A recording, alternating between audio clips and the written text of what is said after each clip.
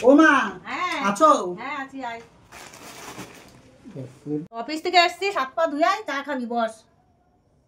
আরে রাখো তো তোমার চা, চোখটা বন্ধ করো, দেখো কি নিয়ে এসেছি একটা তোমার জন্য। কি এনেছিস বাবা? চোখটা বন্ধ, এই নাও দেখো কি নিয়ে এসেছি। Thank you. সামনে তোমার বিয়ে আছে, তোমার কি দেবো মানে মাথায় জ্ঞান ট্যান নেই? এবার তো বলতে হয় আমার, যেটা শাড়ি নিয়ে আয় আমার জন্য। শাড়ি কি পরবে তুমি বিয়েতে? আমি কি বলবো, বৌমা যা রাগি। আমি নেই আর অমনি মাছলে তো নাটক করছে, শাড়ি দেওয়া দেওয়াই হচ্ছে। তোরা তো ওই দেখি দেখি, এই আমার জন্য শাড়ি এনেছে আমার পর, দেখি। ও মা কি সুন্দর সুন্দর শাড়ি।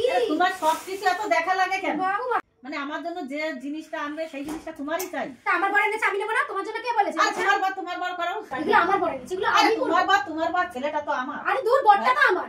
ছেলে বললে হবে? এখন বিয়ে হয়ে গেছে। যা আমার শাড়ি। বিয়ে হয়ে গেছে, ছেলেটা যদি না হয় তো আমি নিয়েই যাব। বড় করছো। আমি শাড়ি নিয়েই যাই। শোনো, আমি জানতাম যে দুজনের মধ্যে এরকম নাটক শুরু হয়ে যাবে, তাও করতে বাজে মেয়ে ছেলে।